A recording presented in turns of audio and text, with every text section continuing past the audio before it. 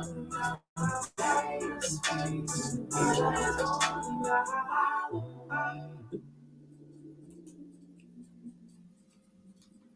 have reached area code 313.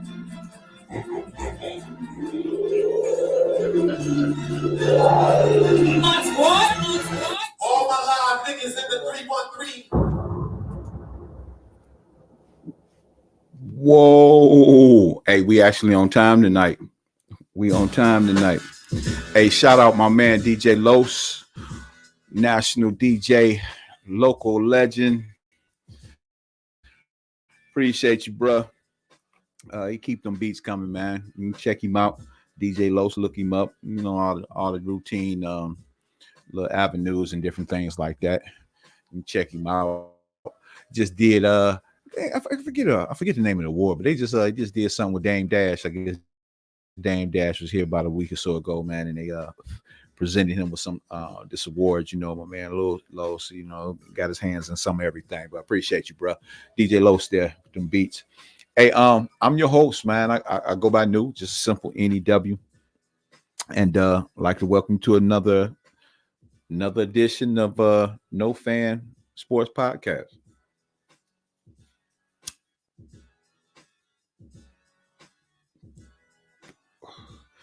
And I'm sure you read the title.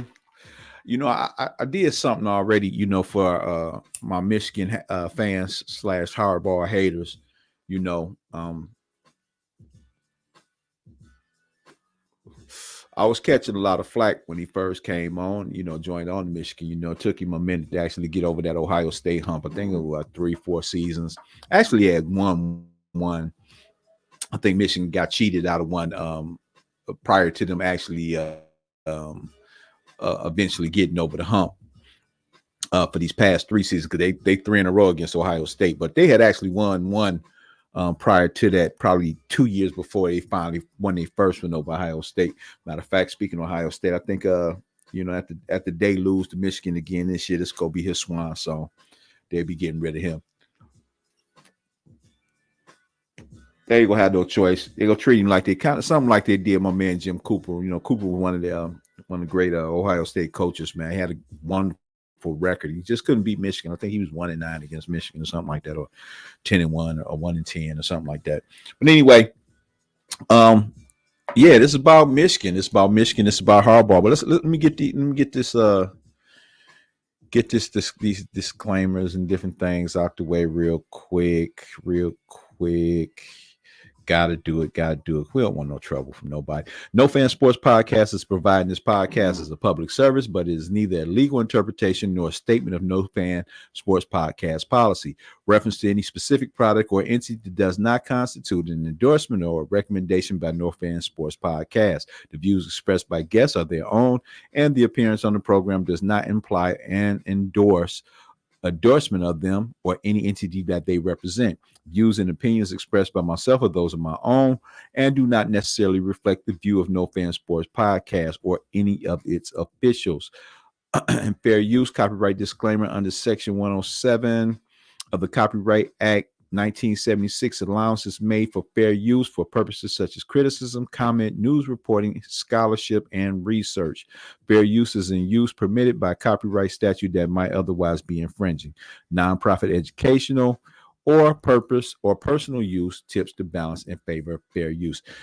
Now that we got those out the way too, and also let's get to this mission state. We got to talk about it, man. Also, what is no fan? You know, okay, so we know what a fan is. It's an ardent admirer or enthusiast, an enthusiastic devotee, a groupie. We're talking about a fan of music, a fan of a music group, or who follows a group of concerts, a fan of an athlete or a celebrity who tries to see the athlete or celebrity as often as possible. And also slappy. This is just a flat out stupid or moronic person.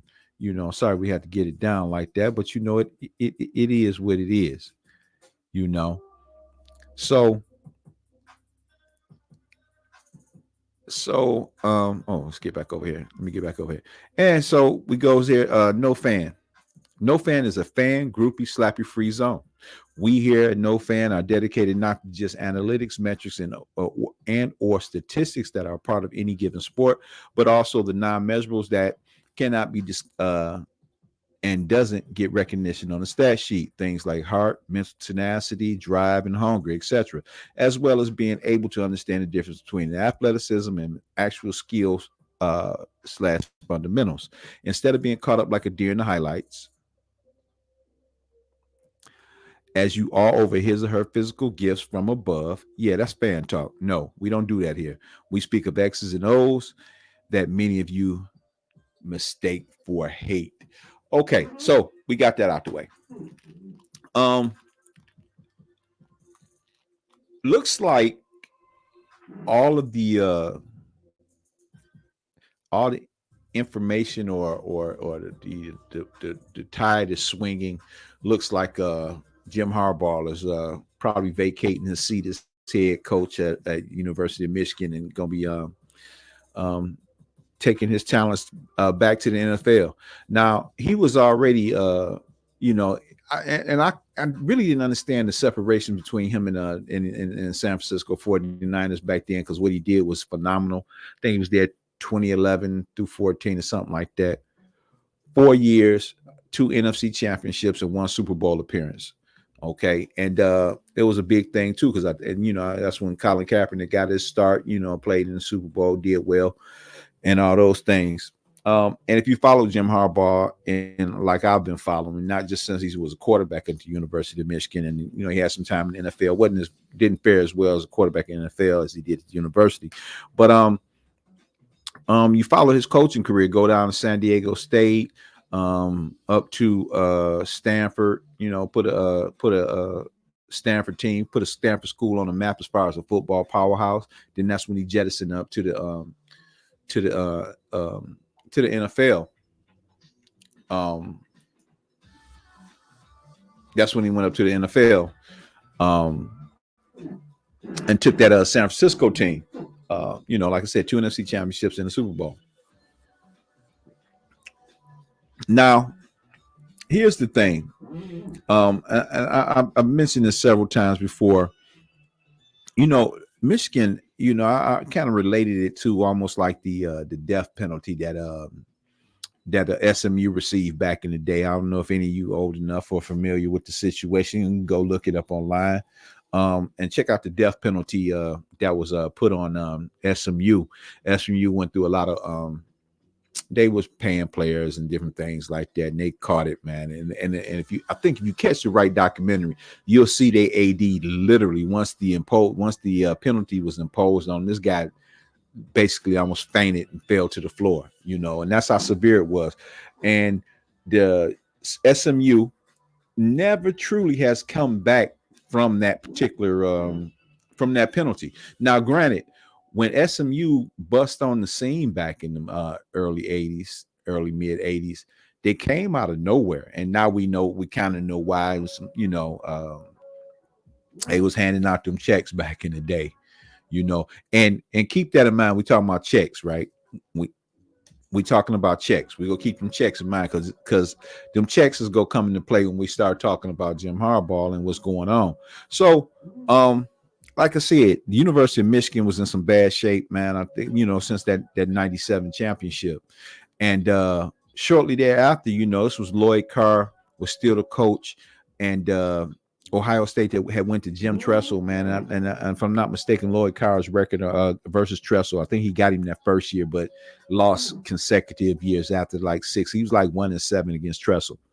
And one of the things that I felt with the problem was, Lloyd inherited the job through a mishap from Gary Moeller, and I thought Gary Moeller was about to take Michigan to some super heights. We'd have seen national championships well before this, but anyway, Lloyd took over. But the thing with Lloyd wasn't changing with the times, and he wouldn't adapt. He's still drafting, recruiting quarterbacks, big 6'5", stocky cats, the pocket passers, and them sitting in the pocket, man. And the rest of the college landscape, man, was going to more athletic type quarterbacks, man, that had the ability to run and pass. And I felt that was a problem what Michigan was looking at, and that's why we was getting our behinds handed to us. Surely, lo and behold, after a few more years, Lloyd finally, I don't know if he retired on his own or they kind of forced him out, but it was just getting ugly, man. Michigan football was just wasn't what it used to be, and especially consistently losing to Ohio State. And like I said earlier, Ohio State had a coach, Jim Cooper. Look him up, man. I think he probably their second winningest coach in Ohio State history, and they fired him, man, and they fired him. Basically, he was just like I said. He was I think he was 1-10 or 1-9 against Michigan. He just couldn't beat Michigan. Everything else was fine. He couldn't beat Michigan. This is a pivotal game, and I've said this before. That Michigan Ohio State rivalry, and in my opinion, arguably, and I think it just flat out should. It's the greatest rivalry in college football, and I say this because not only because of the two teams, but it's the time that they play these games, man. This game is played last game of the year, and it's usually the last week in November. And weather in either state is not going to be favorable for some outside type activities. The weather is not going to be in anybody's favor. And to me, that's what makes the game. It's not a sunny day. It's not a beautiful blue sky and nothing like that. That's when they play this game. So fast forward, Lloyd Carr gets by, he leaves, retired. They bring in Rich Rod. Rich Rod was having some success. I think he came over from Virginia, and he kind of changed the whole landscape of Michigan football in how they played, how they recruited, the whole shebang. And it was a problem off rip for me because of the style of football that he brought to University of Michigan. Where he was at, you're not getting, he wasn't getting a lot of 5 or 4 and 5 star recruits. You're getting 3s and 2s. So you have to ad lib and do things a little bit differently. And Rich Rod brought that same energy, which the AD and the brass at that particular time thought it was a kick in the right direction because college football was kind of changing. And he brought that pop one offense and defense thing in here, man, and it didn't look good. 2 seasons, he's got to get out of here. And I likened that time, and then Brady Hoke followed it, and he tried to turn it around a little bit. He did halfway decent the first season. Second season wasn't quite as successful, and I had already been on record. I'm like, this is probably going to take anywhere from 2 to 4 coaches before we can get this thing back right. And Harbaugh became available, and lo and behold, he's here. But in the process, we got a lot of great Michigan fans, but also that's the reason why I titled it. You got Michigan fans and Harbaugh haters. They was calling for this guy's head when he wasn't winning, when the University of Michigan wasn't winning. And you don't have to love a coach or love a man or what have you when they doing what they doing, but his track record was speaking for itself. So I didn't understand I still don't understand what all the hate is about.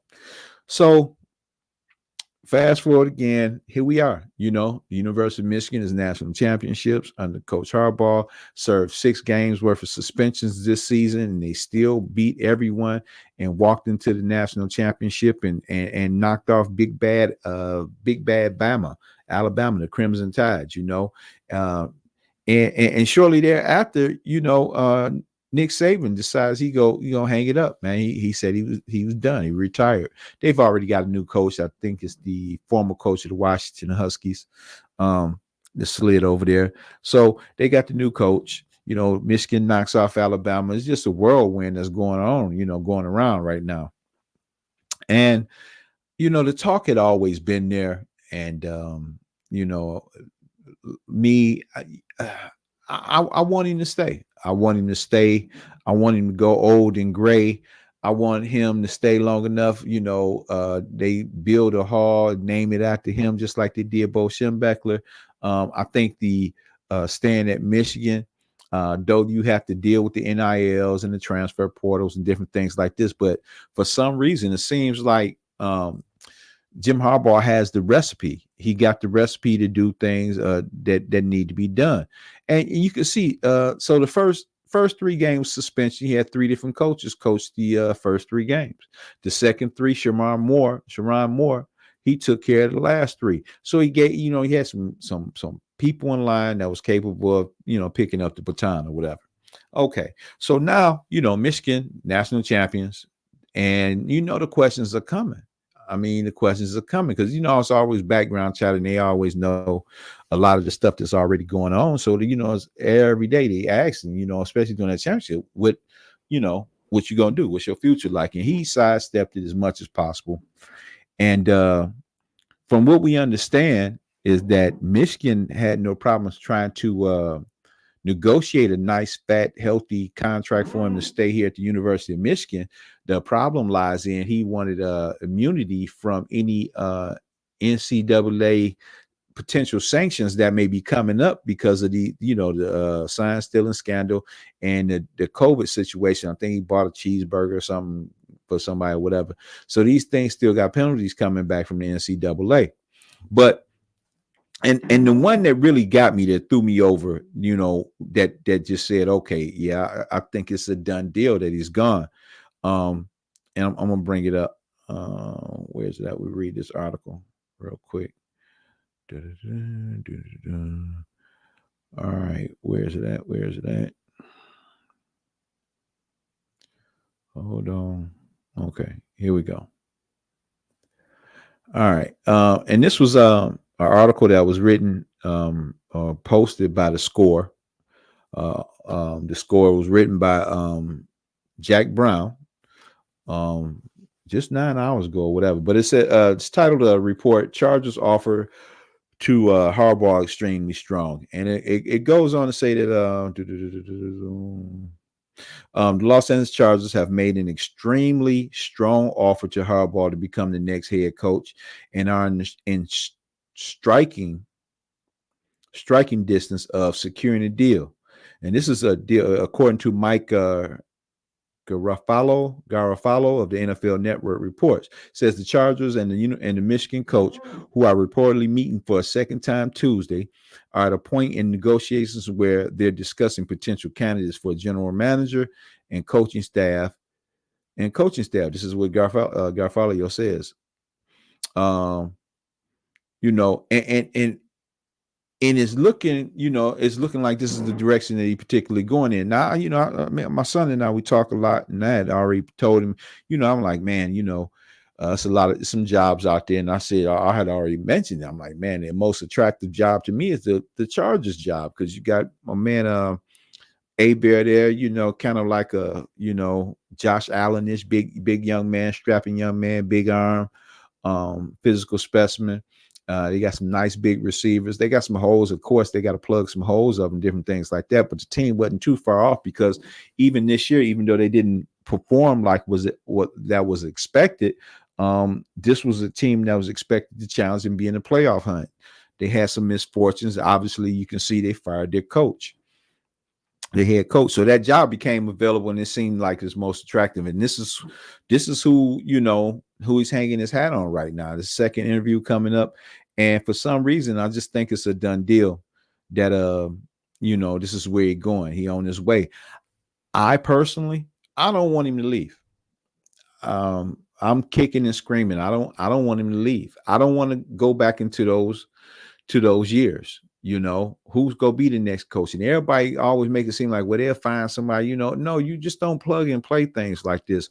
When you build organizations, football teams, especially football teams, it takes time. You build a culture, you get the attitude. You know what I'm saying? Get an attitude in the culture. You get them players there, and then everything else kind of falls, take them shape. So now you got your players. They got the battle cry. They rhyme with you. They feel your energy, and you build that. And that's what he done in Michigan. So you got your sales stock now.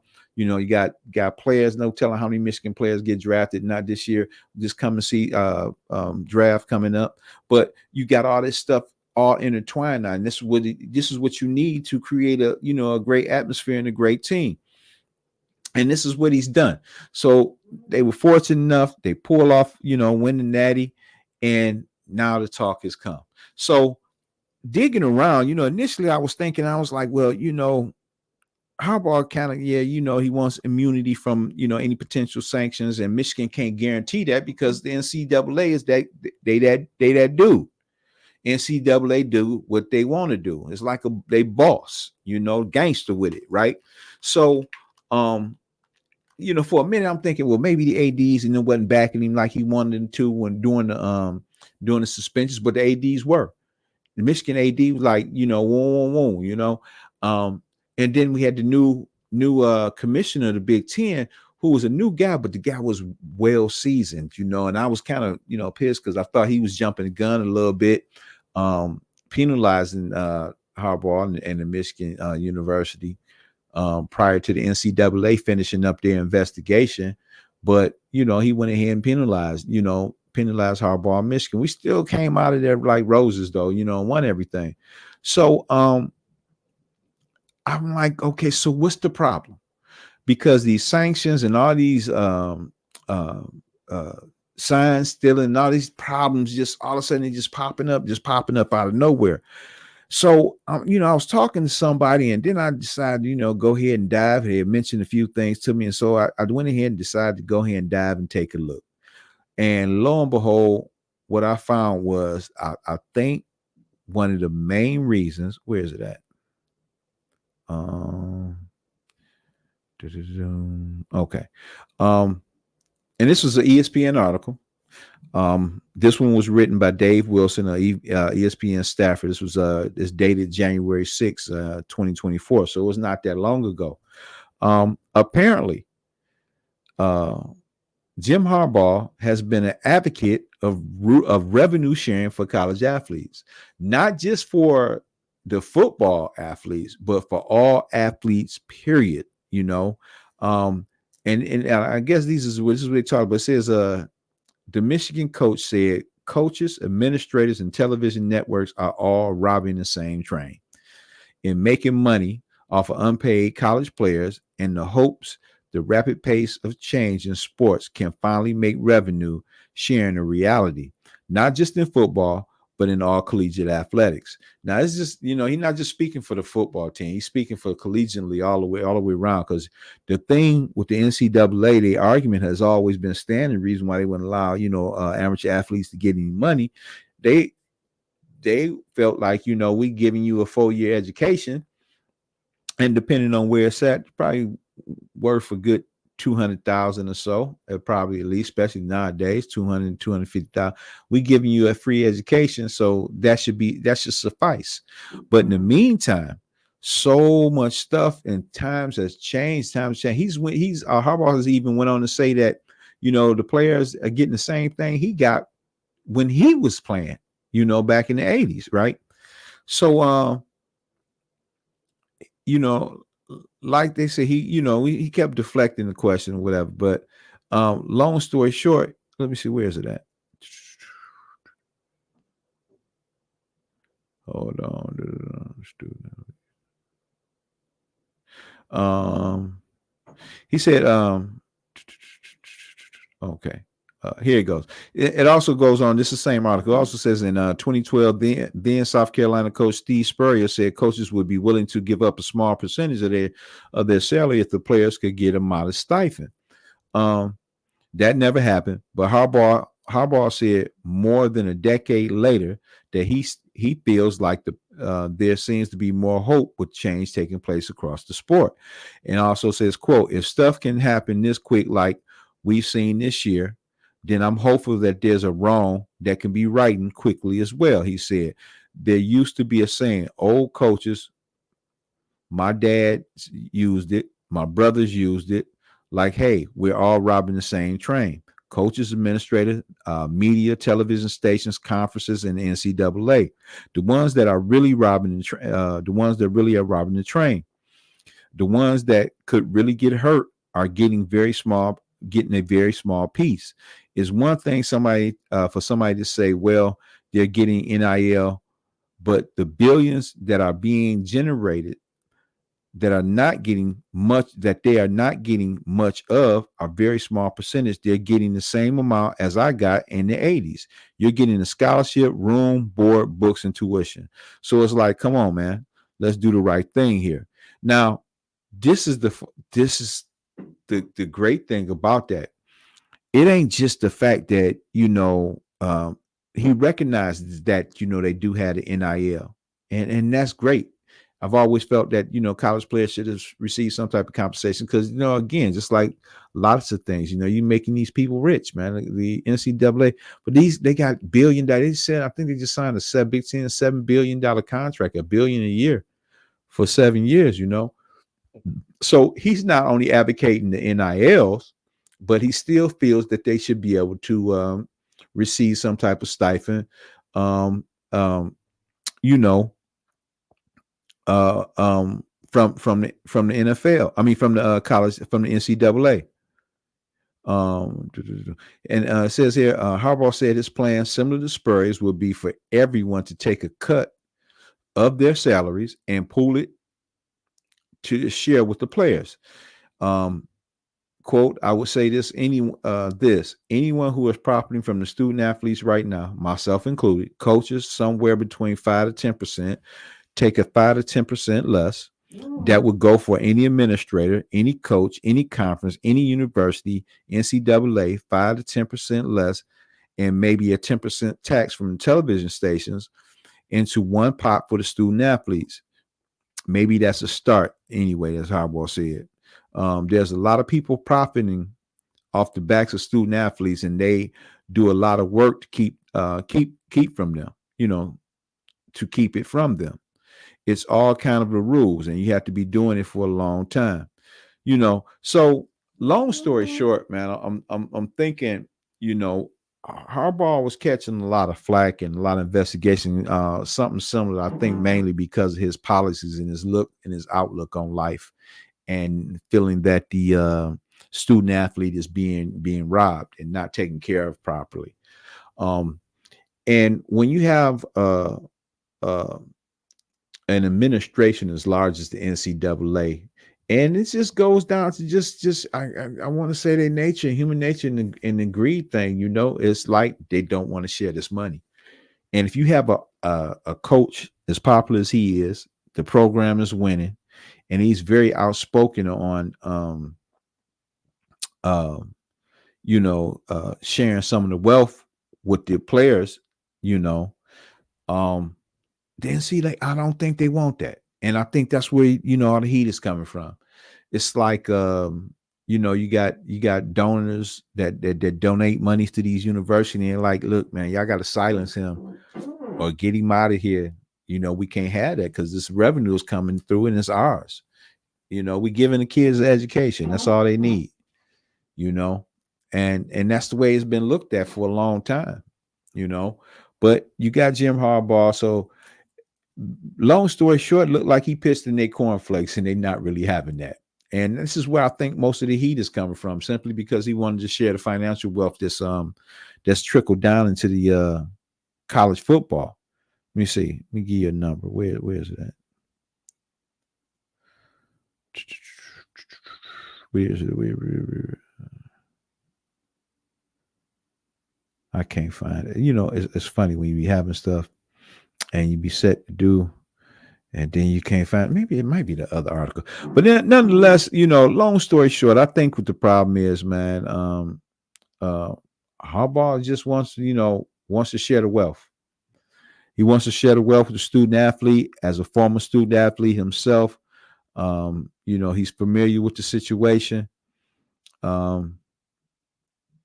And he just would like to share the wealth, and I just don't think the NCAA collective are really, they really down with that. They want to keep all the money to themselves, and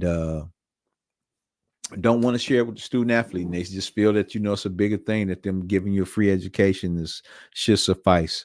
But I've talked to it was a former basketball player, Shabazz Napier, I think it was. He used to play for UConn, and he talked about that. I mean, Dad's going hungry, and he was on a scholarship and can't get a job, and all these different kind of things. So, those type of deals, when you're trying to share that money, man, that changes the landscape of things, and it also changes the way people view you. They viewed you as an asset initially, but when it comes to, handing out their money, I don't think they down with that. So that's where I think the majority of this hate or despise or whatever the NCAA has with Harbaugh. He's kind of bucking the system, and I've heard that, a lot of folks was upset, a lot of coaches and different things, when he's doing them satellite camps, when he's flying the university, flying the team over and practicing in different states and different things like that. So he's kind of, miles and miles ahead of all the, the newfangled coaching schemes and different things like that, and it's a problem for the old guard. So I'm thinking the old guard just don't want that. They can't afford it in there. They, making money hand over fist without really, lifting a finger. And that's just where they want it to remain. Long story short, he's just not good for their business. Universities winning, turning things around, but as far as that financial juggernaut that they just housing and just holding all the money, he's not good for that, because he wants to share the money with the minions, and they can't have that. So the attitude is, we're giving you a free education, take that. Basically, just take that. That's all you need. So yeah, I'm gonna be sad to see him go. Hopefully, maybe, and this is the scary part of it too. If he does leave, how many people going with him? How much of that staff going with him? You lose a lot of stuff, man, and then I'm not so certain who will be the most likely candidate for the job. It's just a lot of overtones to it. Again, I just don't want to see him go. I really don't. I was really enjoying the fact that Michigan was back in the thick of things as far as a football team and organization, and I just don't want to see him go. Aside from the fact I think he's a good coach. He's a good coach, great for Michigan, former Michigan player. It's just got a storybook ending all over it. So we will see, but as of right now, it's looking like he's gonna be leaving the University of Michigan, and Michigan gonna be looking for a new head coach real soon. All right. So basically, you Harbaugh haters, I guess you go get your wish. He won't be here. He won't be here. So now the clock is ticking as far as I'm concerned. Who they bringing in? We'll see. Hey, I'm your host, man. I go by New, just a simple NEW. Get a chance, drop comments, leave a comment, let me know you was there. Day late, dollar short. Get over there to my YouTube page. New is that at no fan 20. That's the YouTube. Get over there, hit the like, subscribe, all those kind of buttons, and then you see all the stuff in the DMs over there, all the DM information in the description on this podcast. But at the end of the day, that's just it. It's sad, but it is what it is. I hope he don't go. You had me sitting here like that, and then I thought it was Glenn Ford, but it was Alan Ladd. Shane, don't go, Shane. We go miss you, Shane. This little Joy talking to us. Don't go, Shane. I really don't want him to go, man. I'm spoiled. I want to sit on it. I want to see how many championships you can come away with, being the head coach at the University of Michigan. But teach his own. Do what you do. Go chase that dream. We can't hold you back, even though I wish you would stay. It is what it is. Like I said, again, appreciate you stopping by. Leave comments, quotes. Stop by later. Don't let me know you're there. A day late, dollar short. Go ahead over to the YouTube page. No fan 20. Hit the like button, and we'll see. Hopefully, this is a premature conversation. I'm hoping, in the back of my mind, I'm hoping it's a premature conversation. But what are you gonna do? Huh? All right. Appreciate you stopping by. I'll get at you in a minute. What is that? Thank you all for being with us tonight. That's great, man. Where's that? There it is. Where is that? Where is it at? Uh-oh.